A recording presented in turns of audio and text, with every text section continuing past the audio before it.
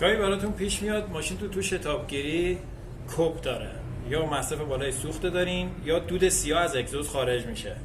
این علتش میتونه سنسور اکسیژن باشه. همین سنسور اکسیژنی که روی اگزوز بسته شده. این سنسور اکسیژنه که روی اگزوز بسته شده. برای ارزیابی سنسور اکسیژن دو راه داره، یا اینکه از دستگاه دیاگ استفاده کنین یا به صورت تجربی چیزی که میگم میتونین سنسور اکسیژنتون رو تست کنین. با در آوردن سوکت سنسور اکسیژن میتونین از کوب کردن ماشین هنگامی که داره ماشین کوب میکنه تست کنین. اگر کوب نکنه 100% سنسور اکسیژن شما خرابه. گاهی پیش میاد نه عیب شما رفع نمیشه و سنسور اکسیژن سوکتش جدا کردین باز همچنان همین کوپه رو داره.